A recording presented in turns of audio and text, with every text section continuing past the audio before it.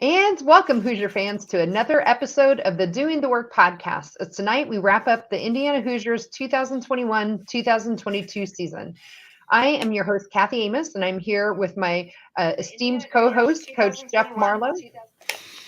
And we'll be breaking down the season for you on this edition of Doing the Work, the new show on the Back Home Network that's dedicated to covering IU women's basketball.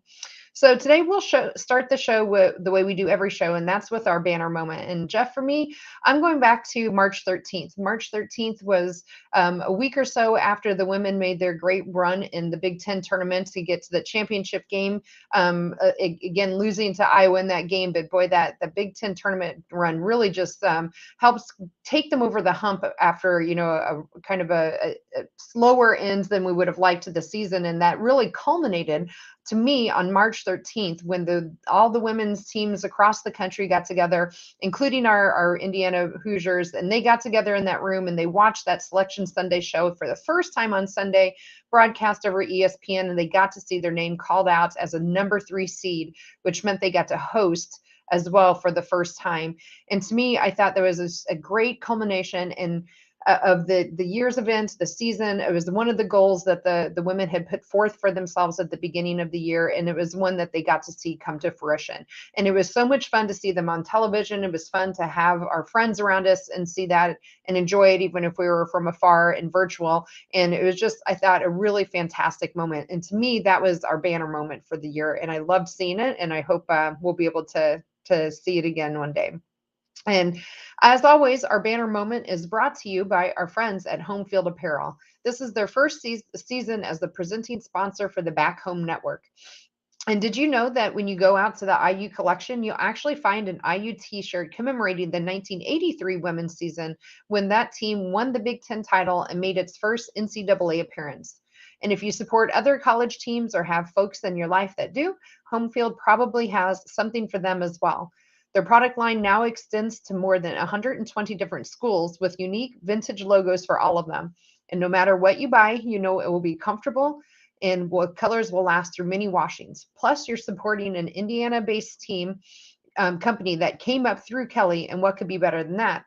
In addition, you can go to homefieldapparel.com today if you haven't before and use our promo code HOME, HOME, to get 15% off of your entire first order. Again, that promo code is HOME, HOME, for 15% off, and the website is homefieldapparel.com. Wear one for the team. Okay, now it's time to move the ball, find the open player, and get some opening thoughts from the rest of our team. And after his own long pause from the podcast, we welcome back Coach Marlowe for Coach's Corner. So, Jeff, what do you like to talk about from this season? You're on mute there. I'm on mute. I'd like to thank everybody for sticking. I'm out of practice. I want to thank everybody for sticking with us. I want to thank Sean for filling in for me as the way he did. It was a nice little trip overseas to Europe for us and such. So, I think you brought up a really good point with your banner moment, though, Kathy, and I think that some will come back to as we go a little bit later in the show. Just how important home court is in the NCAA women's tournament. The IU had a very tough game with Princeton. And I think a lot, outside of the fact that Grace Berger made a great play at the end, I think the crowd had a lot to do with that. I think the crowd helped pull them through. But then going on the road, we saw this going to Bridgeport and having to play UConn, and technically it came back to bite North Carolina State a little bit in the regional championship game. So the goal and what you kind of get to right now with these elite programs, which is what Terry Morin and this program is trying to get to, is to get to that point where year after year, as long as they keep the current system, you can host those first 2 games, because it's just such a huge advantage. Yeah, absolutely. And that was in part why I thought that was such a banner moment for us as well, was it not only the goal of the team to make it back to the tournament, but they had loftier goals than that, which was to make it to be a top 4 seed. And they exceeded that. I mean, they ended up being a top 3 seed, and that was in doubt there for a while at the end of the season, which we'll get into in more detail. So I thought that was, all around just a great banner moment. And I think, they got a little bit of a bad break. If Paige Beckers is healthy for most of the season, if not all the season, UConn's probably not the 2 seed that you're having to face in the Sweet 16. You're probably going to get somebody else, maybe in a different location, because of the way it would have worked out. But just unfortunately, that we talked about this the last time I think the last time I was on, when we were on AC radio, doing a little bit of a preview, that was going to be a tough regional to come out of, because not only were you going to get a UConn if everything chalked out, and you were going to have to go against NC State. So it was going to be, it may have been for IU the toughest regional they could have had. Yeah, and you had Notre Dame in there too. And I'm not sure how much you got to see of any recaps, Jeff, while you were gone, but Notre Dame was playing really well as well. And, Princeton turned out to be way underseeded. You had Kentucky in there, which ended up not having to face. I called that. And if people go back and watch, I said, be wary of Princeton, because those Ivy League teams tend to play well. So yeah, absolutely did. So cool. All right, Jeff. Well, as we continue our breakdown of Indiana's season, just a reminder, my name is Kathy Amos and my co-host is Jeff Marlowe. And we are going to highlight some meaningful moments from the season, and then we'll go inside a little bit of the numbers to highlight some of those maybe most important statistical notes from the season. And you're listening to Doing the Work podcast. So we'll jump right into the meaningful moments. And kind of like the way the women's games are broken into quarters, Jeff and I are breaking the season down into quarters. So overall, the team ended up with a record of 24-9 and 11-5 in conference play. But if we go back to the beginning of the year, they opened up their non-conference before they ended up taking a trip to the Bahamas, which we'll get into. But they opened up before that trip with a 5-0 record. And that included a win over number 13 at the time, Kentucky, 88-67 back on November 14th. That was their third game of the season. And during that 5-game stretch to open up the season, they averaged 82 points per game. So they were really scoring pretty well. And they were defending at a high level as well, including one game where they kept, of course, it was an exhibition game that we're counting in here, of University of Indianapolis to only 43 points. But there was another game against Norfolk State, who also had only 42 points. So from there, well, actually, maybe before we get to the Bahamas, Jeff, do you want to talk about any of those first 5 games that we opened up with there in particular, besides what I've already started to? No, I mean, other than the Kentucky game, that pretty much went according to what I would say was the plan. You were expected to win those other 4 games. Kentucky was going to be a tough game. They had talent. They had beaten us down in Lexington the year before. So a little bit of a grudge match game for IU, but that was not going to be an easy game. And IU was able to pull away, I believe, in the fourth quarter of that game. That game was a relatively tight game at halftime, and then pulled out a little bit in the third quarter and really put it away in the fourth quarter. Yeah, the fun memory for me with that, as a personal note, that game was in November, and my husband and I were actually in Mexico for the week with a bunch of other friends, and they had a sports bar at the resort, and we went into that sports bar, and we just kept talking to one of the bartenders and talking to him until he found the game for us. So we were able to sit in a sports bar down in Mexico and watch that game. So that was a fun memory for us. So well, after those 5 opening games, then we went on to the Bahamas, and we went down there over Thanksgiving weekend.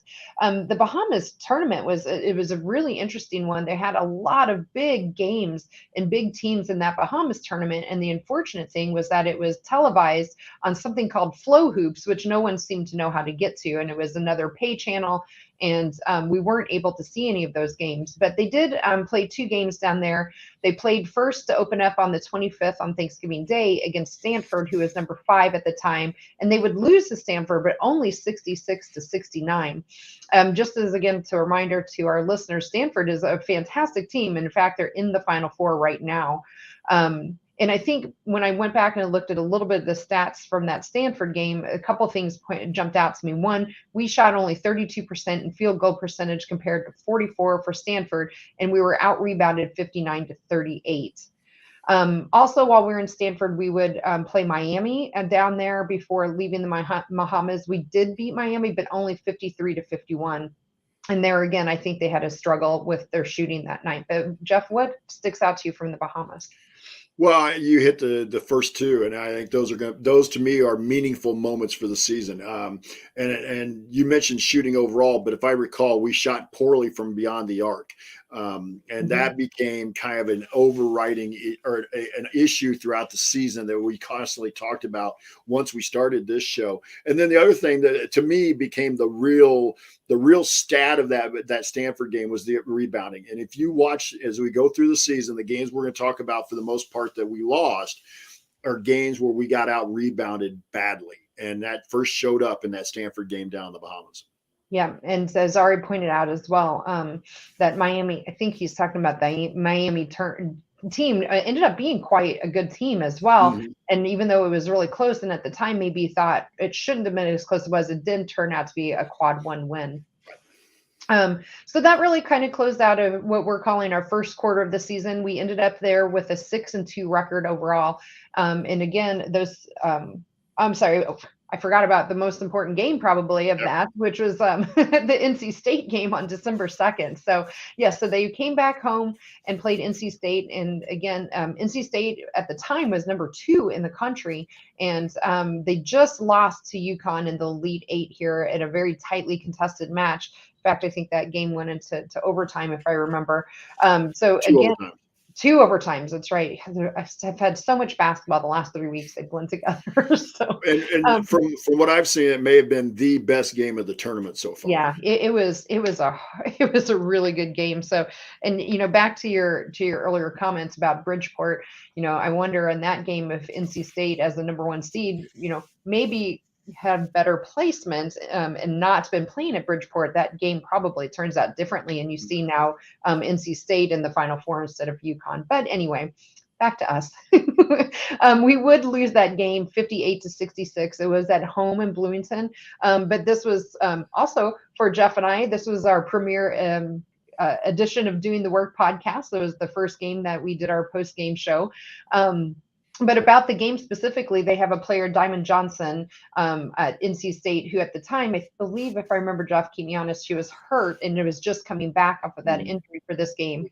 She ended up coming off the bench, but she was their leading scorer with 19 points. In fact, NC State ended up with 4 players in double digits. But what about the NC State game? That was a lot of fun to watch. Well, it was a lot of fun to watch. It was a lot of fun to get this thing going with that game. The NC State game, I believe, was part of the ACC Big Ten Challenge matchup, and it was a grudge game for NC State. We had beaten them in the Sweet 16 last year when they were the number 1 seed in that region.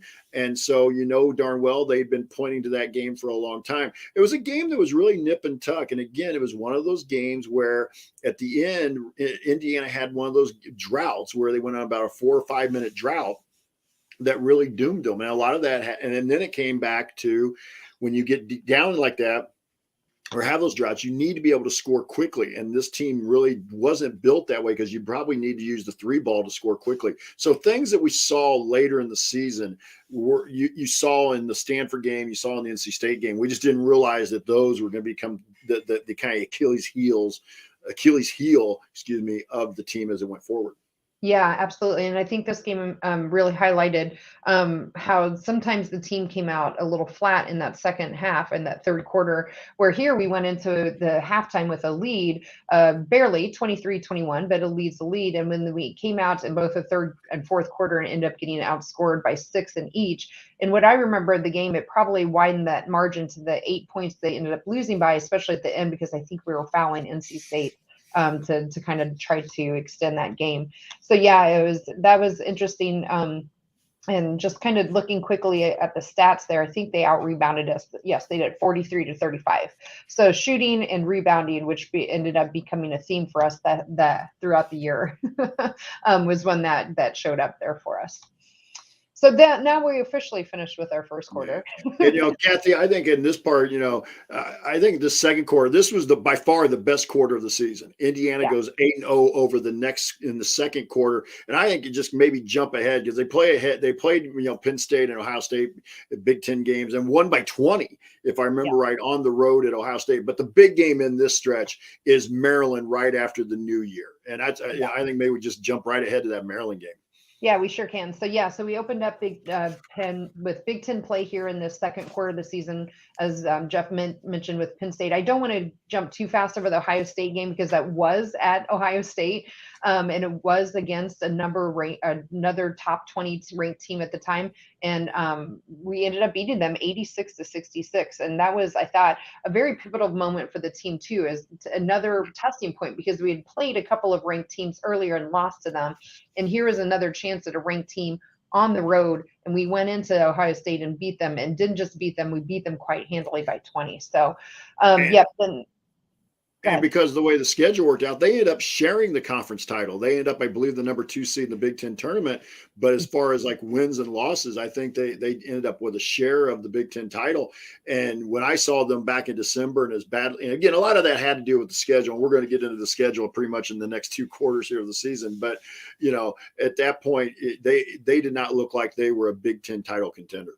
Yeah, absolutely. And they did end up, I think, a 5 seed, and actually played pretty well in the tournament as well. And I think they surprised some people with some of their play there at the end. So jumping through, we played Western Michigan, Wright State, Southern Illinois, and then we were supposed to play Rutgers. That game got postponed. Again, we didn't play Rutgers the previous year, so it was 2 seasons back to back where we didn't play Rutgers. And then we got to January 2nd, and that is a game, as you mentioned, that was probably one of the best games that we probably have seen them play, and that was against Maryland on January 2nd at home. That game went into overtime, and we would end up winning that game 70-63. So what part of that game kind of sticks out for you when we played Maryland again? It's just getting over the hump, just getting over the mental hump. We'd never beaten Maryland. Maryland had been the big bully on the block, per se, of the Big Ten women's basketball over the last 4 or 5 years. And the year before, Indiana had gone out to Maryland and gotten behind big and made a huge run to get back into the game, and had a chance really at the end maybe to pull one out in College Park, but didn't. And then so for this team to have taken that next step, for them at that point to go where they wanted to go and be a serious Big Ten title contender, they had to find a way to beat Maryland at home, and they did it. And to me, that mental part of getting over beating Maryland the first time is going to help set up for the future, and not just in 2021-22, but in 2020, next year in 22-23, and so on, because now it's no longer a mental block of, wow, wait, can't beat them. So to me, the big thing there in that game was how well they played. They didn't play scared. I want to say that's a game Mackenzie Holmes played fairly well in.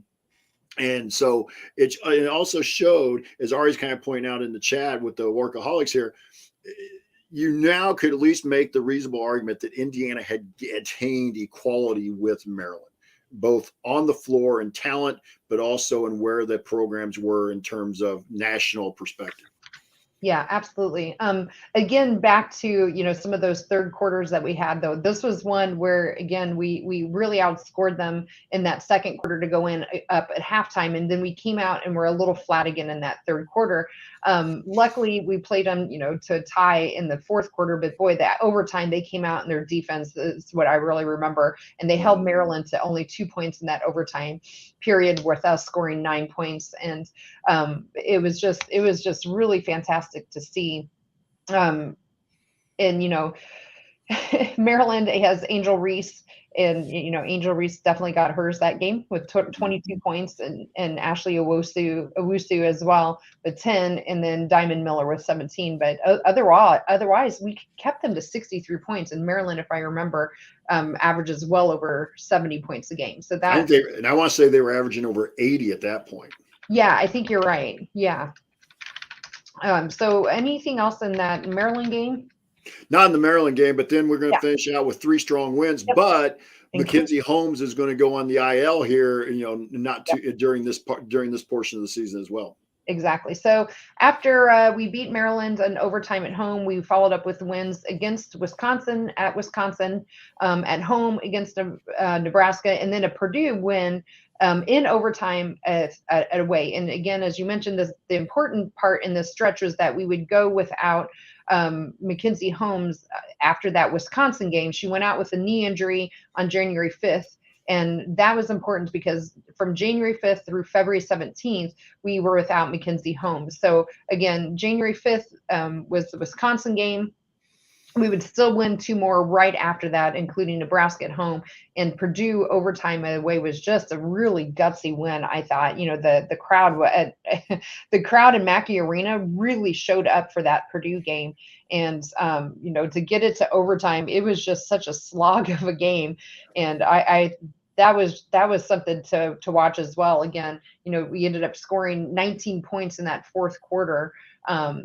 To go into overtime, but then outscoring Purdue 8-13. But anything besides the Mackenzie Holmes injury, which I think was quite important, that you want to touch on in those games?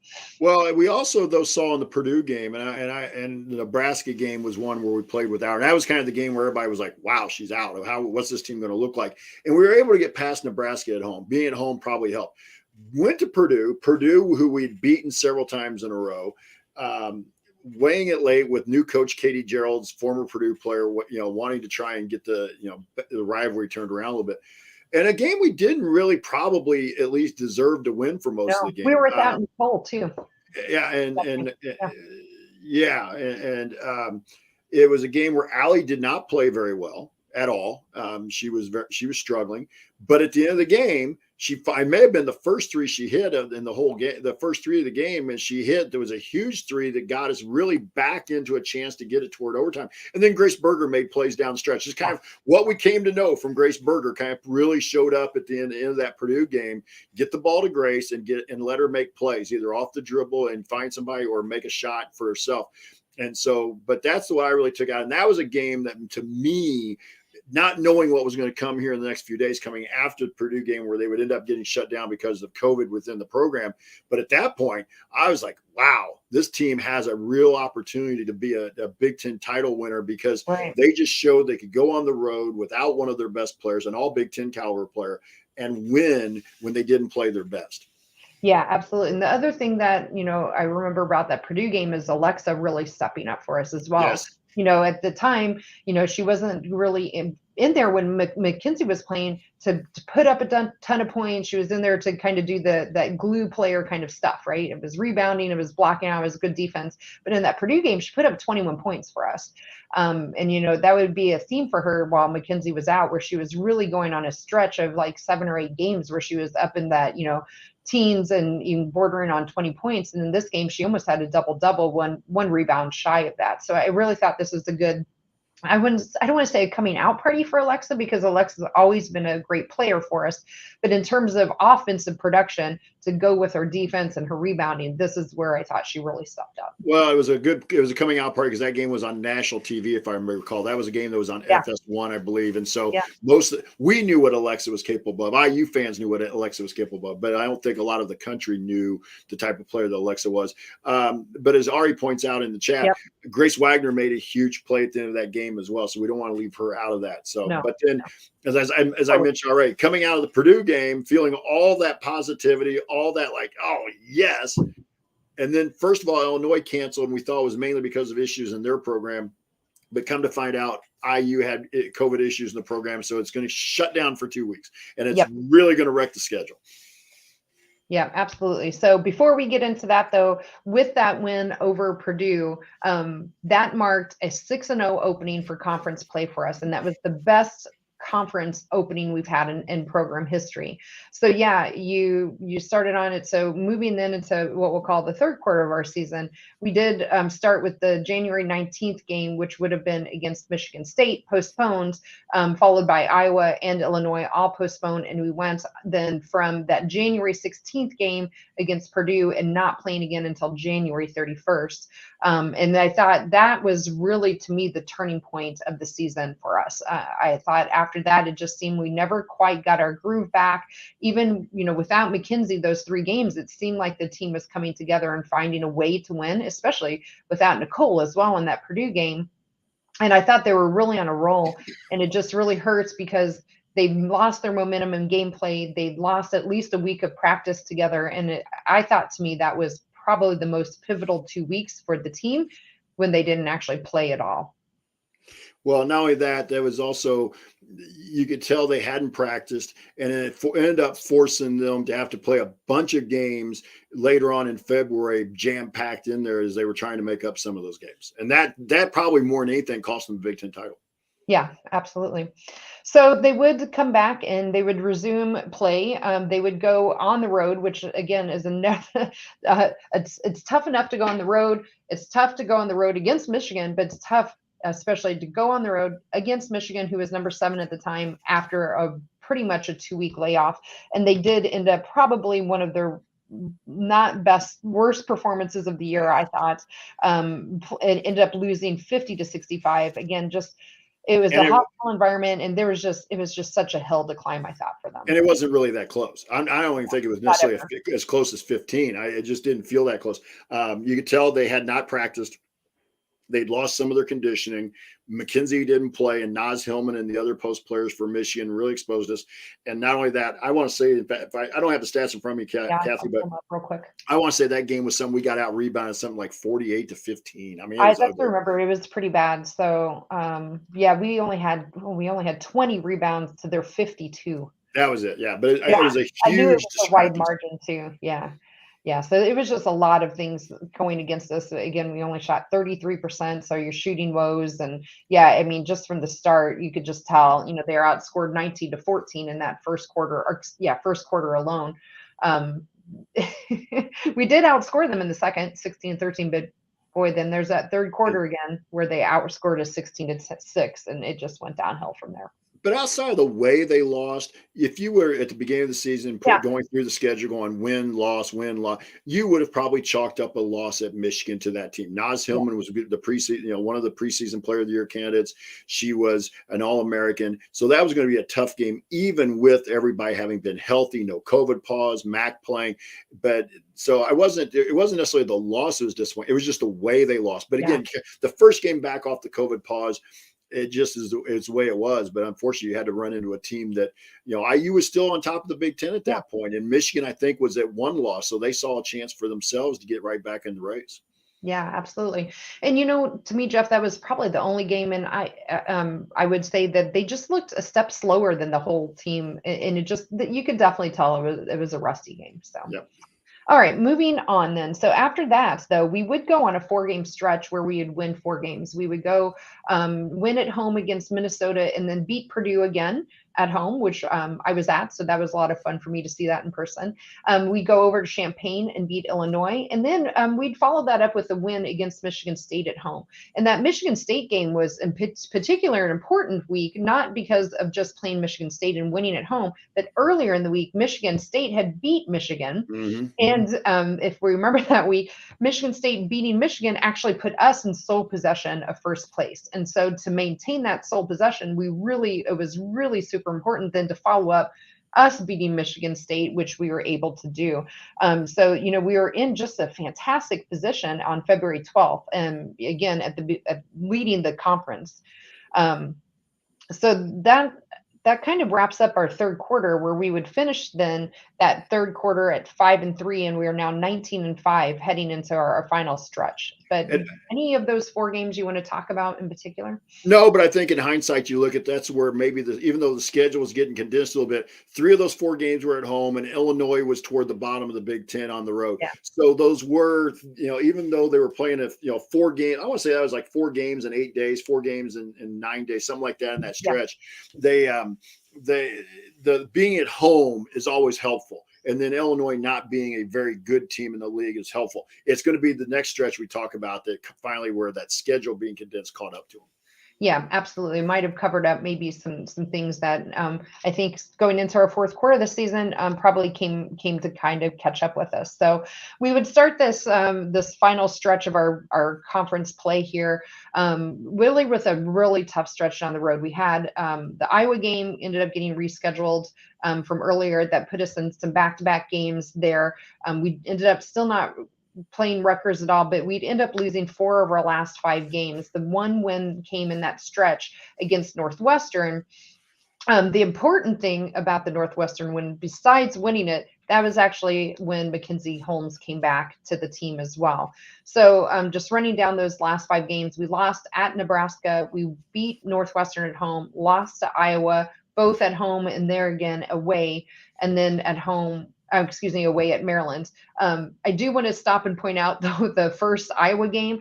For those of you that may be forgotten, I'm not quite sure how you could forget this game, but we were down quite a bit in that game. And in that fourth quarter, we actually set not just a program record, but a Big Ten record by scoring 49 points in that fourth quarter against Iowa. It would just be a little too late in that game, and we still lost by 5. But boy, the points we put up, 91 points for us, which was way more than we put up in any other game all season for the most part, at least against the quality appointment. We did have, against Illinois and a couple of others, we were in the 90s, but mostly we didn't score that much. But problem was we couldn't figure out how to stop Iowa. Yes. We gave up 95 in that game, and I want to say 85 or 87 and 88 in the 2 days later in Iowa City. So for some reason, and Ari's pointed out here in the chat with the Workaholics, that Iowa, when they play defense, they are a very tough team to play. But they didn't play a lot of defense against us either. We just didn't make some shots, especially in that first game in the first half in Bloomington. But it's a tough matchup. They have an All-American guard in Caitlin Clark. Sinano is a very good post player, and Mac wasn't even close to being healthy like she would be later on. But even with a healthy Mac, Sinano is a load to handle in the post. So it's just, for some reason this year, Iowa was a very tough matchup. And again, having to play them like that, basically right back to back, almost like an NBA schedule, didn't do us any favors. No, I think those 5 games we started out here, if we focus on just those 5, even going back to Michigan State, you can go back to the Michigan State game on February 12th. So all 6 of those games were played between February 12th and February 25th. So in 13 days, and a lot of travel in between there as well, too. And that's what I wanted to bring up too, Kathy, was we talked about this on the shows during that time. And I talked with a little bit about with Grace a little bit on the show with her.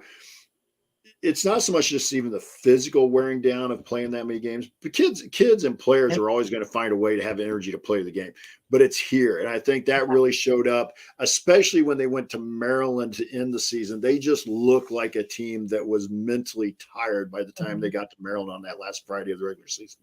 Yeah. And, even though they ended up losing to Maryland on the road, they held their own. They only lost by 3 points, 64-67. And, again, Maryland's just a prolific scoring team as well, or can be. And again, holding them to under 70 points was, again, just our defense. It's just sometimes our offense struggled to really get going. And we would find that we had those long stretches where we would just go too long without scoring.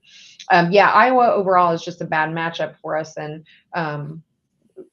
I just thought, to your point, though, their defense did come home to roost when they played Creighton in the Sweet 16. Creighton was just making anything they wanted. So if you can have a hot shooting night against Iowa, that's definitely the night you want to do it.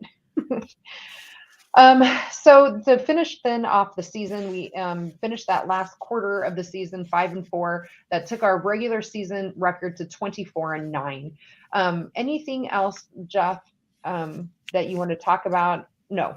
I'm not thinking about that stretch. I just want to say that I would think that the season was a success. We talked about this with Jared on the Assembly Call podcast, previewing the tournament. I said that getting back to the Sweet 16 would be a success because once you got there, then if UConn got there, which they did, that was going to be a tough matchup, even without just being UConn. When they're healthy, UConn is very good. And I made the comment in the text we were watching the game the other night that when Beckers is healthy, they may be the first or second best team in the country. Yeah. And so that was always to me. So I want to say that 24-9, finishing where they did in the league at 11-5 with everything they went through, the season was a success. I don't think there's anybody should be disappointed one way or the other just because they didn't get back to the Elite Eight. That's hard. I heard this the other day, and I might have been I can't remember where I was listening to. It might have been when I was trying to catch up on some of the podcasts with Assembly Call guys on them. Winning's hard. I don't care who. In fact, it might have been Gino even who was talking about winning's hard. You can't just assume you're going to get back there because you were there the year before. But getting back to the Sweet 16 validates to me the run from last year. So you've gone to the Sweet 16 2 years in a row. That's how you start building. That's how you get recruits to be like, hey, I want to go there. Yeah, absolutely. They don't call it Sweet 16 for nothing, right? So yeah, back-to-back years. And to be fair too, as well, once they expanded the tournament, these are the only two times we've made the Sweet 16. We just don't have the history as a program of getting there. So overall, yes. So we ended up just 19-5 there. So 24-9 overall. But let's see, where am I at? Here we go. Big Ten tourney. Let's talk about that. That was fun. So we ended up then not getting the double bye in the Big Ten tourney. We ended up 5th overall in the conference, which meant we did have to start playing on Thursday. So we played that Thursday against Rutgers and ended up beating them here pretty handily, if I remember, 66-54. And then we played Friday over again Maryland. So now we split the regular season team games with them. We ended up beating them 62-51, and we just looked like at that point I thought the team was on a mission, and I really thought they looked focused. They looked like they'd had time to recover both mentally and some physically. And then the next game on Saturday, they would play Ohio State, who was the overall number 1 seed, and beat them 70-62 to set up a matchup again against Iowa on Sunday for the championship game. Yeah. What your thoughts on the tourney? Yeah. Just a nice run. Again, that was kind of the Indiana team that we thought we were going to see a lot of. And unfortunately, the schedule got to them. Mac being hurt got to them. But by the end of the Big Ten tournament, you can see Mac was starting to feel a little bit better. That was 4 to 5 days after the Maryland game before they had to play in the Big Ten tournament were huge. The other thing is Big Ten tournament being played a week early, I think is helpful to the IU women here. I think it's a detriment to the men's side of it, not just IU men. I think it's a detriment to the whole Big Ten men's tournament, to the Big Ten men's side. But IU got to the final on Sunday, lost, which we didn't want them to lose. We wanted them to beat Iowa. But then they still had another full week plus to get. In fact, it ended up being almost 2 full weeks before they actually played. So that rest in between the Big Ten tournament and playing, I thought for this team especially was huge. Yeah, absolutely.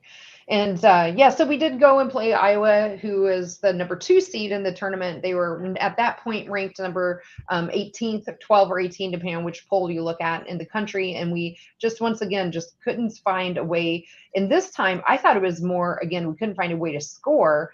We had some trouble against shooting. We held Iowa to 74, which if you hear 74, you're thinking, oh, that's maybe not good. But if you know Iowa and their offense, holding them to 74 points was actually quite good. Problem is we could only score 67 points. And I thought just, again, our scoring droughts there kind of came back to haunt in that game as well.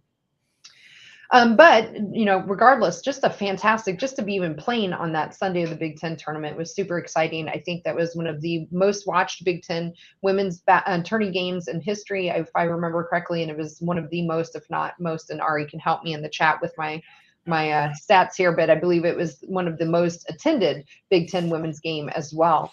Iowa had actually really good attendance in general for the women's game, and they definitely traveled for that over to Indianapolis. And of course, our fans were really fantastic and showed up. So that set us up again really nicely for my banner moment that I already mentioned, which was Selection Sunday to get that number 3 seed. So then, Jeff, we went on and we opened up our tournament play against Charlotte. Charlotte was a 14 seed coming in there, and that was a home game for us. And we ended up very much handling them from tip. It was just, that was a game that was no problem for us. We won 85-51. That set us up then with Princeton, who was a number 11 seed, but Princeton had just beat Kentucky. So that is, to your point, I think, where our crowd was really our 6-man or 6-person there, 6-player, however you like to say it, and really pushed the team over the hump there. We were up 11 or 14 at one point in that game. And really let Princeton get back into it in that third quarter, and really struggled in that third quarter, and let Princeton right back into it, and ended up only winning by 1. Really 4, because we let Princeton have a 3-pointer there at the end as the buzzer was running down. But I'm not sure if you were able to go back and watch that game at all, or have any thoughts on the Princeton game, if you saw any stats or read anything about it. No, I just, again, we talked a little bit about it earlier, and I have not gone back and saw some of the highlights when I was in Europe, when I was able to pull up some ESPN, but it was Grace Berger making plays. And I mentioned earlier, I thought that, and I know there was a play where Allie, it may have been in the first half, but Allie got fouled on a 3-point attempt.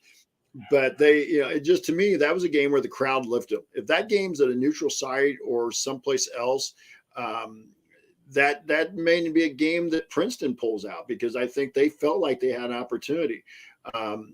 But I felt like the crowd was a huge difference there. And that's why you want to be one of those top 4 seeds, is so you can get a home game for that first weekend.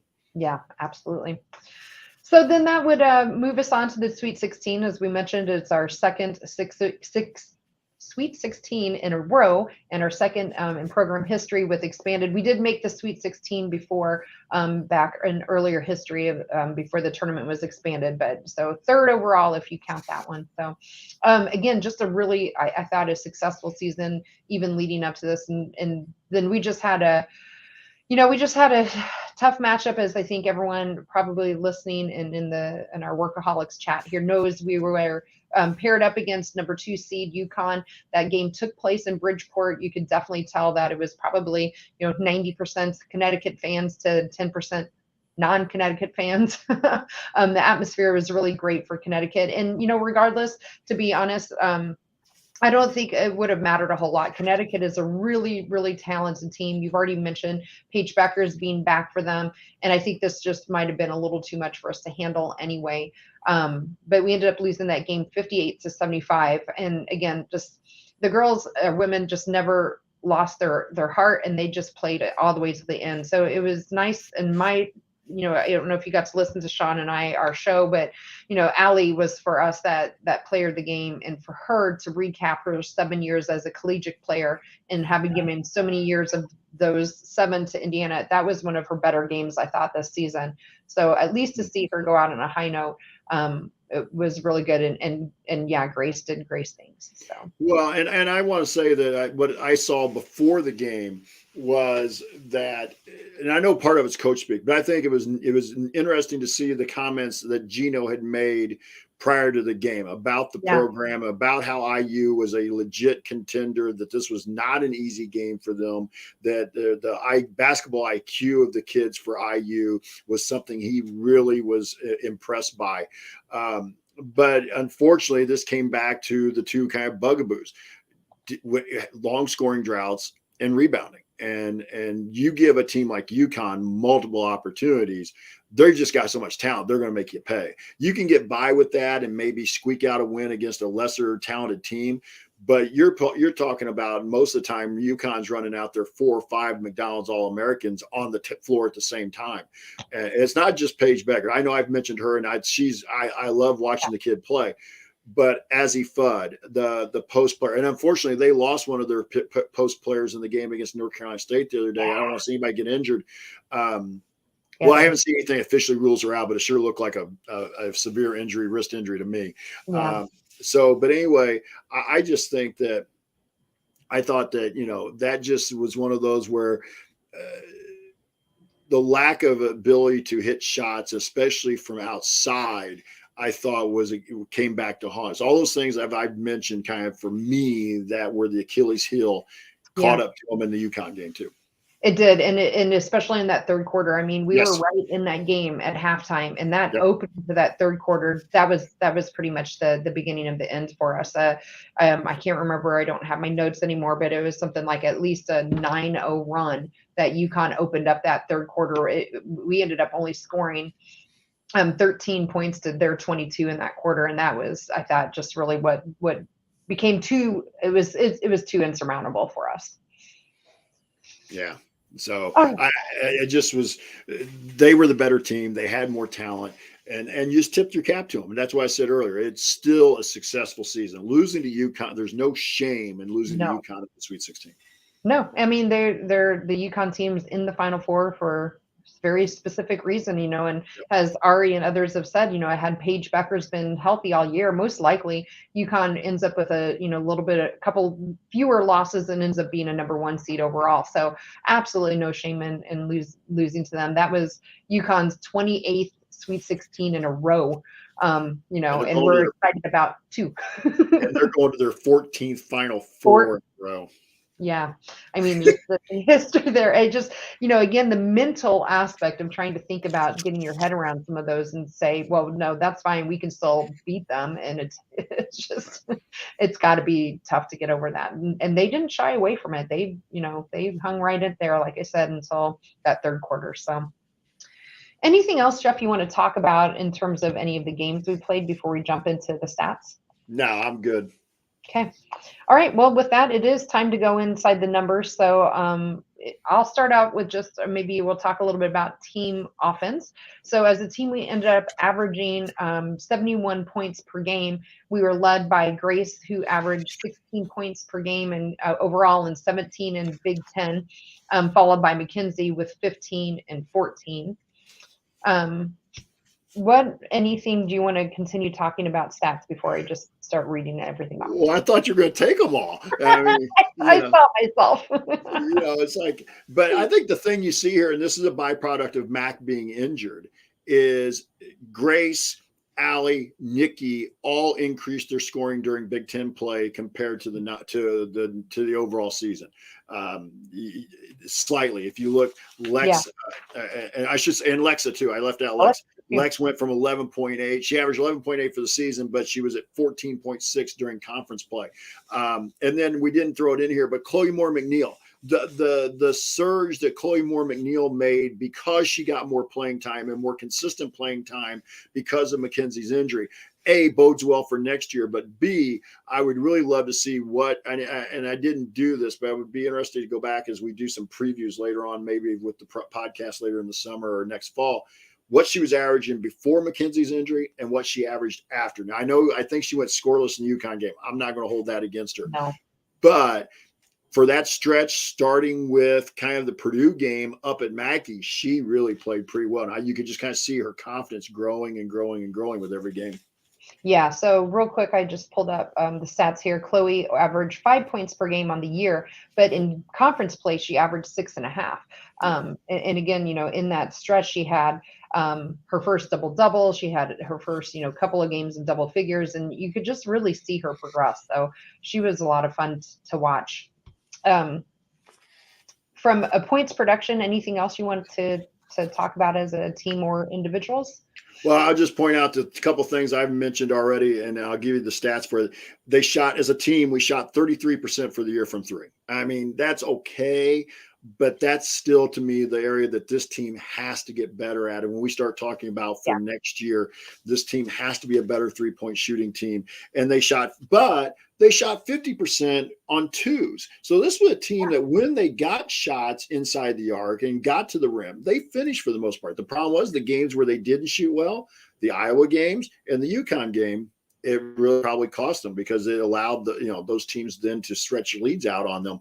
So those were the only things as far as especially scoring stats. Yeah, absolutely. In continuous shooting, I guess, one thing we always laments on the men's side is free throw shooting. They did shoot as a team 75% from the free throw line. So I'll take that any day of the week. Yeah. So real quickly, just with assists, we did have Grace as well, led the team there with 4.7 assists per game. And then do you want to move on to rebounding and talk a little bit about there? So I'll just, in general, the team had struggles, I think, rebounding from time to time. About 35 rebounds, 36 on the season compared to their opponents where they had 34. So you could see that, that was probably really skewed. While it looks as an average about even between us and our opponents, it really wasn't, because we mentioned already the Michigan game where we just got severely out rebounded, but then there were other games where we were out rebounding some of those lesser opponents. But Mackenzie, no surprise, led us in rebounding. Anything else you want to talk with rebounding and talk about any of the other players there? That's rebounding, though, was a pre-team effort. If you look, Mackenzie was our biggest player. She averaged 7.7 rebounds on the season, but then Lex and Grace both averaged just over 6. So, and then in Big Ten play, they were all in between 6.2 and 6.6. So it was a rebound by committee effort, and I don't have a problem with that. But I do think that's one area that we probably got to get a little more out of Mac next year. And I know she was injured, so that's probably skewing those numbers a little bit. But she needs to be closer probably to being a double-double type kid, the 16, 17 points a game and 9, 10 rebounds a game, if not 10, 11 rebounds. That, to me, that's got to be – but we also got to help her. We're going to lose Lex. And so, we've got to get a little bit more help for her on the glass. And again, everybody's doing their bid. Grace, like we said, Alexa, but we don't have a lot of true size. At least we saw from this year's group. Now, next year, Willa Wisney, Willa Brown play more and get more significant minutes. That would change those stat numbers. But rebounding is an area that against certain teams, at least this year, Michigan, Stanford, UConn, to a certain degree, Iowa, all contributed to the losses that we've talked about in here. Yeah, absolutely. But switching from rebounding, let's switch over to defense just a little bit. So we talked about us averaging 71 points per game. We only allowed 61.8, so under 62 points per game. And I mentioned a couple of those opponents we held in the 40s and 50s, and even low 60s for some of our even higher opponents that you would expect. And while turn it over to you to talk about defense, I will look. I don't think there were hardly any teams we allowed to score over 70. So I'll just look real quick to count those up while you talk about our defense, which I thought was just elite this year. Well, yeah, it was elite. As I think we talked about it as we were talking defensively, we only gave up 61.8 points per game. That's going to be, I didn't see where that was, but that had to be one of the 3 or 4, if not 2 or 3 best numbers in the Big Ten. And that's what this team, this program that Terry Morin is building wants to pride itself on. They want to be known for their defense. And for the most part, that played well, except for the Iowa games. And then also the Michigan game. That was the one game, and the UConn game probably too. But the Michigan game, you can factor in a number of things. But that was a game where they just did not play very well, and defensively did not look very good. Yeah, I could be off here, but if I vaguely remember talking about in the post game as well. Our first time we gave up 70 points was in our loss to Nebraska at Nebraska, who scored 72 points. That came on February 14th. So we went from November when we opened up play until February 14th, again, playing some really top-notch teams to that being the first team that scored over 70 for us. So, and then even after that, we had, of course, Iowa, who in all 3 of those wins put up over 70. And then beyond that, it wasn't again until UConn. So, and Nebraska wasn't always a great matchup, Kathy. But hindsight, and we probably should have mentioned when we were talking about, that was probably maybe the most disappointing loss of the season, because it just felt like that was a game where we'd been playing pretty well. And then we went out there and just, it was just kind of, it wasn't great, it wasn't terrible, but it was just kind of, Yeah, absolutely. So, let's see, any other statistics that you wanted to talk through? I think that was all I had specifically written down for right now. Those are what I had for right now. I'm sure we'll get to some off-season stuff when we get later in this summer and talk about some individual kids. Yeah, absolutely. So, okay. Well, you are listening to the Doing the Work IU podcast show. We are, you can catch us live immediately following Indiana women's basketball games during the season. Obviously, we don't have any games right now. So today we are recapping the Indiana women's season. You can currently find us at our website at assemblycall.com. While you're there, you can also go to join.assemblycall.com and you can join our free email newsletter. There's close to 10,000 people subscribed. So if you're not, you should go ahead and sign up for that. With that newsletter, you'll get a recap each week on Sundays. And then after each men's game, they send out a post-game newsletter as well.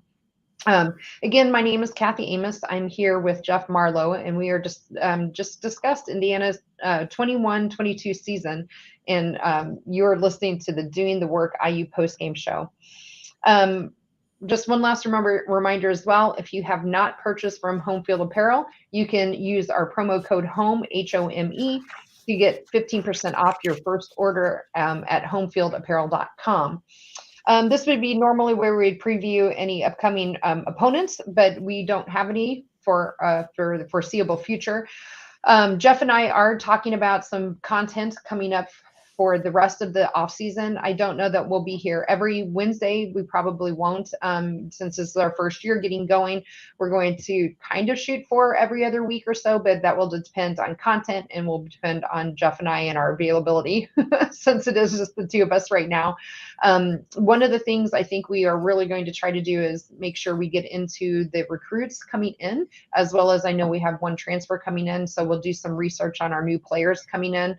Other things we've kind of talked about is maybe doing a player breakdown of the returning players once we know definitively who's coming back. Other things we'll probably try to do is as we get closer to the season, we'll start breaking down other teams within the Big Ten and kind of previewing that. We have some other things we're batting around for content. If you have anything specific that you'd like to hear about, let us know. You can find us on Twitter, both under our basically our Twitter handles. And you can send us a direct message there, DM us on Twitter, or if you are in the Assembly Call community, you can send us a private message there if you have any content requests, and we'll do our best. No promises, because Jeff and I aren't media, so we might not have the access, but we do have a few people at our disposal that we might call on for some help, but we'll do our best.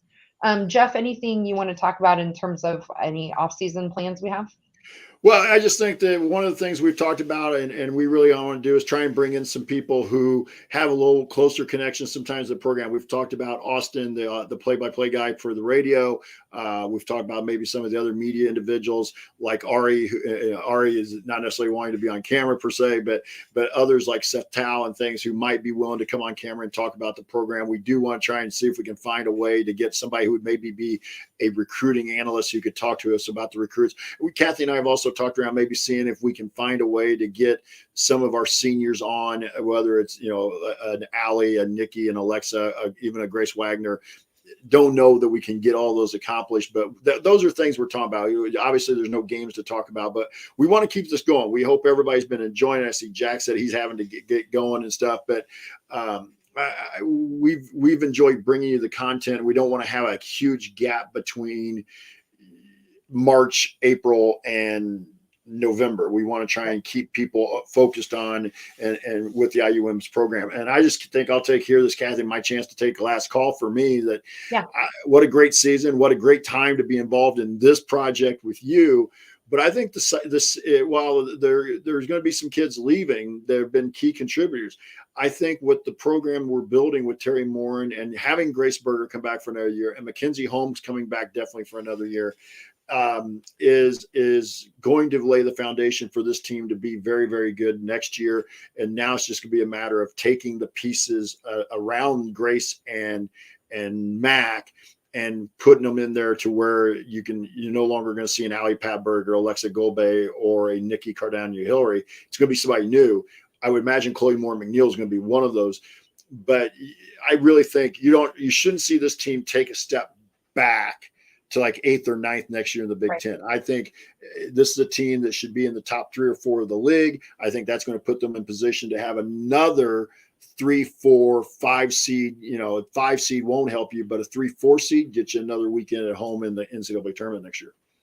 Yeah, absolutely. So, I'll give my last call here as well. While we'll do it, but before that, just one last reminder to go out to join.assemblycall.com to join our free newsletter. Also, if you want, you can follow along during our live shows to join us in the live chat. We have some regulars in there. Love to see them every time we do a show. But you can go to youtube.com/assemblycall and find us there as well. But for me, my last call is a thank you to Jeff in particular. This was something that we just kind of out of listening to Assembly Call together, got together in the chat mob there and started bantering around about having this. Thanks to Jared, if he's listening at all, for really helping us get started. Thanks to Ari behind the scenes. Ari has mentioned he doesn't want to come on camera because he gets frozen on camera, so we don't want anyone to freeze, so that would be terrible. But he is really great about keeping Jeff and I up to date. He helps produce the podcast behind the scene and get them published. Special thanks to my husband. I'm not even sure if he's even listening tonight, but my husband Sean, for those of you who followed along during postseason especially, Sean is not a outgoing kind of person per se in terms of wanting to be on camera either, but because he, I guess, loves me more than he hates the camera. He went on the show with me and was really a fantastic help. So thanks to Sean. A special thanks to my mom, because she has been one of our loyal listeners as well. So she's always been very supportive of me my whole life and very helpful with this. But overall, I'm happy to be doing this, excited to see what kind of content and things we can come up with during the off season to kind of keep our presence out there for you. It's been a fun season, and I'm looking forward to doing more this season with you, Jeff, and whoever else we can con into going on the show with us. So. And I think that's one of the things that we want people to understand out there in the chat, that we don't want to just continue to be about the two of us. And as much as we enjoy doing this, we'd like to be able to bring in some other individuals, as far as, especially for the off season, to be able to talk to them as well, and to grow this Indiana women's podcast community. I don't know about Kathy, but I'll say, is anybody out there that wants to have us come on and talk about the Doing the Work podcast? We'd be more than willing to go on there and talk about the show and about the loyal fans that we've found that are out there for IU women's basketball. I also want to say, Kathy, I appreciate you covering here the last couple of weeks while I've been traveling, and Sean as well. But you made a great point. Our families are huge in this. I want to make sure I thank my family, my wife, especially Kim, for being there and helping me with some of the things, and we do as far as behind scenes, help me set up some things here in the house. So I just think that it's all part of one big production, the Back Home Network. And so it's just been amazing for me, an amazing adventure journey this year. So I kind of stole your thunder, Kathy, but I'll let you kind of finish up the last call. No, that was it. I was pretty much done. I guess one last special thanks to John Ringer of Riggs Design for designing the Assembly Call logo. Maybe we can talk to Jared and see if we can get our own Doing the Work logo too, and see what he can drum up for us. But really, thank you all for listening to us. We appreciate all the support we've gotten, helping to spread the word about the podcast. Again, Jeff, as Mary mentioned this, we're not doing this to get rich. Or make any money or anything off of it. As far as I know, we don't get anything. We're doing it strictly because of our love for Indiana and Indiana women's basketball, and we just like to highlight some of the things that they've done this year and really support the team. So thank you all for listening. We'll be back again to talk IU hoops again soon. But until then, keep your elbow in, your eyes on the rim, and go Hoosiers. See you, everybody.